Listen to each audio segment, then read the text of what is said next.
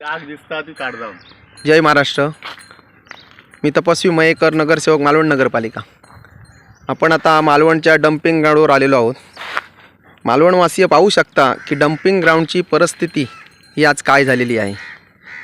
पाहू शकता या ठिकाणी गेट नसल्यामुळे संपूर्ण गुरं आतमध्ये जात आहेत आणि या ठिकाणी सॅग्रिगेशन केलं पाहिजे, म्हणजे कचरा विलगीकरण केला पाहिजे. तो कुठे होताना दिसतो नाही.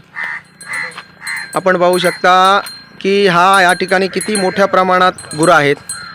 ही गुरं बिंदास आतमध्ये येत आहेत आणि प्लॅस्टिक खाऊन त्या गुरांच्या जीवितास कुठेतरी धोका निर्माण होतो आहे. त्याचप्रमाणे नागरिकांच्याही जीवितास धोका या देववाड्या भागातील असतील, आडारी भागातील असतील, हा निर्माण झालेला भाग.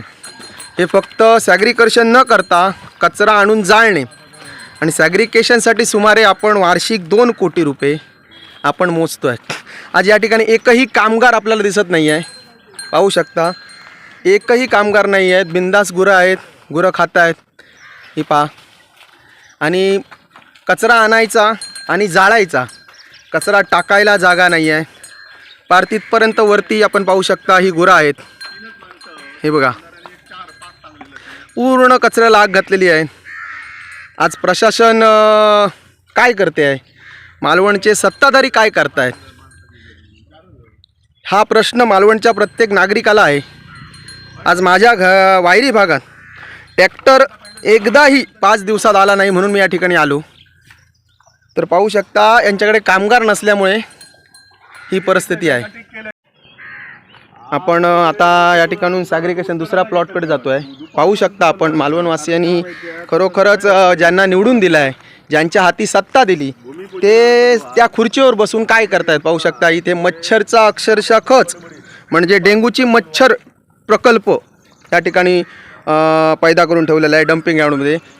आपण पाहू शकता हजारो कोटी लाख सुमारे 4 ते 5 कोटी रुपये आपण दरवर्षी हा कचरा गोळा करून आणि विलगीकरण करण्यासाठी देतो आहे. हे पाहू शकता समोर उडून दुसऱ्याच्या खाजगी, आपण आता दुसऱ्या जागेत जातो आहे.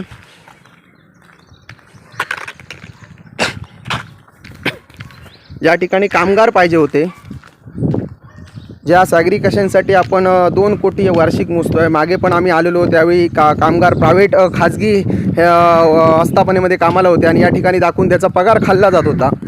पण आता तर अशी परिस्थिती आहे की या ठिकाणी कामगारच नाही आहे.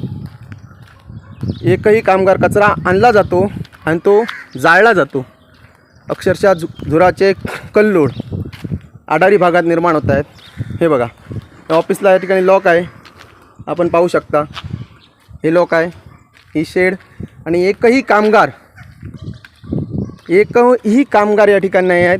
माहिती मिळाल्यानुसार त्या कामगारांचे पगार न मिळाल्यामुळे कदाचित ते आले नाहीत असं म्हणतात. हे बघा, कचरा आणणे आणि जाळणे. पाहू बघा, एकही कामगार नाही आहेत. हा कचरा बघा इथे विलगीकरण करण्यासाठी ठेवला आहे.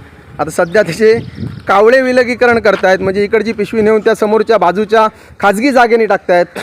ते मालक ओरड घालतायत. पण नगरपालिका प्रशासनाला आणि ज्या मालवणवासियांनी विश्वासाने सत्तेमध्ये बसवलं, त्यांना या प्रश्नाचा गांभीर्य काय आहे हे काही पडलेलं नाही. हे बघा, हे आपण डम्पिंग ग्राउंडवर आलो आहे. खरोखर ही प्रेसिंग मशीन आहे. बघा, ही प्रेसिंग मशीन आहे, ती बंद आहे. ही खत निर्मितीची मशीन आहे, ती बंद आहे. सॅग्रिगेशनची मशीन बंद आहे. ज्याला 2 कोटी देतो त्याचे कामगार इथे नाही आहेत. कचरा आणून जाळला जातो.